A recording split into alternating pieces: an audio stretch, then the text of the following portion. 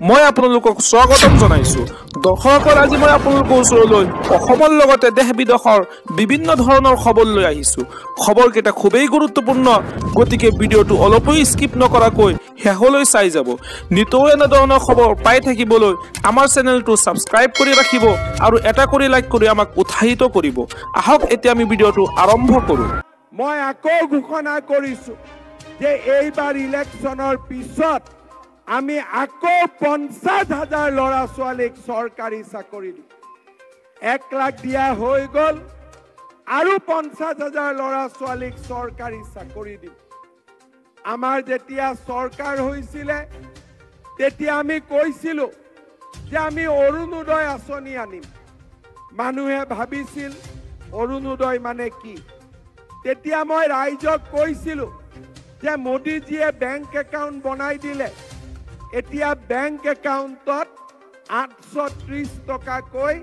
আমি মহিলাসকলক দিয়াৰ ব্যৱস্থা কৰিম মানুহে বিশ্বাস কৰা নাছিলে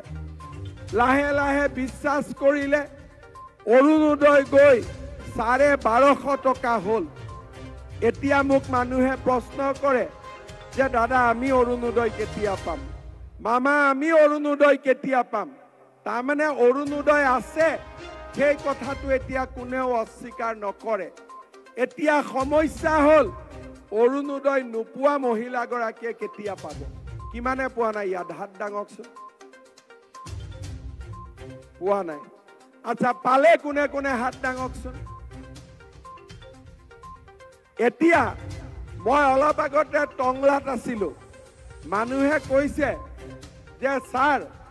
মামা পুৱাখিনিয়ে হাত নাদাঙে নহয় ক'ৰবাত কাটা যায় বুলি ভয়তে হাতটো নাদাঙে যি নহওক এইবাৰ মই আপোনালোকক এটা ভাল খবৰ দিব খুজিছো পালে কোনে নাপালে হিচাপ নিকাচ কৰি থকাতকৈ এইবাৰ আমি সিদ্ধান্ত লৈছো যে প্ৰত্যেক ঘৰতে আমি এটাকৈ অৰুণোদয় দিম সকলো ঘৰতে আমি অৰুণোদয় দিম আপোনালোকৰ ৰেচন কাৰ্ড আছে নে নাই কাৰ কাৰ ৰেচন কাৰ্ড আছে হাত দাঙক যাৰ যাৰ ৰেচন কাৰ্ড আছে তাৰ ঘৰত যদি আমি এটা অৰুণোদয় পঠাই দিওঁ সমস্যাটো সমাধান হৈ যাব নে নাই এতিয়া আমি সিদ্ধান্ত লৈছো যাৰ ৰেচন কাৰ্ড নাই তাক আমি ৰেচন কাৰ্ড বনাই দিম আৰু ৰেচন কাৰ্ড থকা প্ৰত্যেকটো পৰিয়ালতে এই বছৰৰ ভিতৰত আমি অৰুণোদয় আঁচনি দিয়াৰ ব্যৱস্থা কৰিম তাৰমানে সকলোৱে অৰুণোদয় পাই যাব কোনেও চিন্তা কৰিবলগীয়া নাই লাখপতি বাইদেউৰ ফৰ্ম কোনে কোনে ফিল আপ কৰিলে চবেই কৰিলে এতিয়া চবকে লাগে চবে ভাল কৰি একাউণ্ট নম্বৰ লিখি দিলে ফটোটো উঠিলে সব হৈ গ'ল এতিয়া আপোনালোকৰ বেংক একাউণ্টত কোনবা দিনা পুটুং কৰি 10,000 টকা সোমাই যাব ঠিক আছে গিৰিয়েকক কোনে কোনে 10,000 টো দি দিব কোনে কোনে দিব কোনেও নিদিয়ে গিৰিয়েক বিলাকে যদি আমাক ভোট নিদিয়ে কি হ'ব দিবনে নাই ঘৰত কথা হৈছে দিম বুলি কৈছে সঁচাই কৈছে নে মই এটা বুদ্ধি শিকাই দিম যেতিয়া আপোনালোকে টকাটো পাব ইলেকশ্যনৰ পিছতেই পাব টকাটো পোৱাৰ আগতে 7 দিন মান আগতে মই আপোনালোকক জনাই দিম যে অমুক তাৰিখে টকাটো সোমাব যেতিয়া গম পাব টকাটো সোমাব সেইকেইদিন গিৰিয়েকসকলক খুব ভাল কৰি ভাত পানী খুৱাব কাজিয়া পেচাল নকৰিব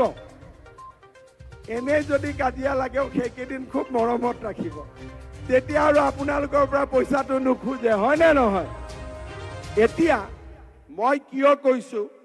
যে 10,000 টকাটো পালে আমি ভুল কামত খৰচ কৰিব নালাগে কাৰণ 10,000 টকাটো আৰম্ভণি এই 10,000 টকাটো যিসকল বাইদেৱে ভাল কৰি টকাটো খৰচ কৰিব তেওঁলোকক মই পিছত আকৌ একাউণ্টত 25,000 টকা সোমাই দিম। একাউণ্ট নম্বৰ মোৰ লগত থাকিবই। 10,000 টকা যিসকলে ভাল কৰি খৰচ কৰিব তেওঁলোকক আমি আৰু 25,000 টকাৰ ব্যৱস্থা কৰিম। তাৰ মানে মহিলাসকলে এই ইলেকশ্যনত দুটা সুবিধা পালে। এটাটো যিসকলে অৰুণোদয় পোৱা নাই সকলোৱে অৰুণোদয় পাব, আৰু যিসকলে লাখপতি বাইদেউৰ ফৰ্ম ফিল আপ কৰিলে তেওঁলোকে বেংক একাউণ্টত টকা পাব। শ্ৰদ্ধাৰ ৰাইজ, আপোনালোকে জানে যে অহা এটা দুটা দিনৰ ভিতৰতে মেট্ৰিকৰ ৰিজাল্ট দিব। একজেক্ট ডেটটো মই নাজানো, কিন্তু কোনোবা এটা দিনত মেট্ৰিকৰ ৰিজাল্ট দিব। এতিয়া 5 লাখ ল'ৰা ছোৱালীয়ে মেট্ৰিক পৰীক্ষা দিয়ে, 3 লাখ ল'ৰা ছোৱালীয়ে মেট্ৰিক পাছ কৰে, কলেজত 1 লাখ যায়, বাকী 2 লাখ কলেজত নাযায়। মই কেতিয়াবা মেট্ৰিক পাছ কৰা ল'ৰাবিলাকক সোধো, ছোৱালীবিলাকক সোধো যে কলেজত কিয় এডমিশ্যন লোৱা নাই? উত্তৰটো দিব বেয়া পায়, কিন্তু মই অলপ চিন্তা কৰি গম পালো যে আমাৰ কলেজবিলাকত এডমিশ্যন ফিজ লয় 15,000 টকা। অহা যোৱা কৰিব লাগে, খোৱা বোৱাও কৰিব লাগে, খৰচ চাই বছৰত 10-15,000 টকা। কিতাপ কিনোতে যায় 2,000-3,000 টকা। এতিয়া মাহত বছৰত 25,000-30,000 টকা গাঁৱৰ দুখীয়া মানুহে ক'ৰ পৰা পাব? সেইকাৰণে ভাল ল'ৰা এটা পালে ছোৱালীজনীক বিয়া দি দিয়ে, আৰু ল'ৰাজনেও কিবা কাম কাজত লাগি থাকে। মোৰ ইচ্ছাটো হ'ল যে চব ল'ৰা ছোৱালী কলেজত যাব লাগে। অসমৰ পৰিৱেশ ভাল হৈ আহিছে, চৰকাৰী চাকৰি ওলাইছে, জাগিৰোডত ডাঙৰ ইণ্ডাষ্ট্ৰী আহিছে, লাহে লাহে আমাৰ অসমত কল কাৰখানা অফিচ বহুত আহিব। আমাক শিক্ষিত ল'ৰা ছোৱালী লাগে, আৰু তাৰ বাবে আমি কি কৰিব খুজিছো, এইবাৰ মেট্ৰিক পাছ কৰা ল'ৰা ছোৱালীখিনিক আপোনালোকে কলেজত এডমিশ্যন দিব। ল'ৰায়ো এডমিশ্যন ফিজ দিব নালাগে, ছোৱালীয়েও এডমিশ্যন ফিজ দিব নালাগে। আমি বিনা পইচাত সকলোকে এডমিশ্যন কৰি দিম। এডমিশ্যনৰ পিছত চাইকেল আছে, স্কুটি আছে, তাৰ উপৰিও যিমান ছোৱালীয়ে কলেজত এডমিশ্যন ল'ব তেওঁলোকৰ বেংক একাউণ্টত মই 10,000 টকাকৈ সোমাই দিম। আৰু এবছৰ নহয়, ফাৰ্ষ্ট ইয়াৰত 10,000, ছেকেণ্ড ইয়াৰত 10,000, আকৌ ডিগ্ৰীত এডমিশ্যন ল'ব 12,500, 12,500, 12,500, আৰু কলেজত পৰা ইউনিভাৰ্চিটিত পঢ়িব প্ৰত্যেক বছৰে 25,000 টকাকৈ আমি চৰকাৰৰ পৰা দিম। তাৰ মানে ল'ৰাৰো এডমিশ্যন ফ্ৰী, ছোৱালীৰো এডমিশ্যন ফ্ৰী।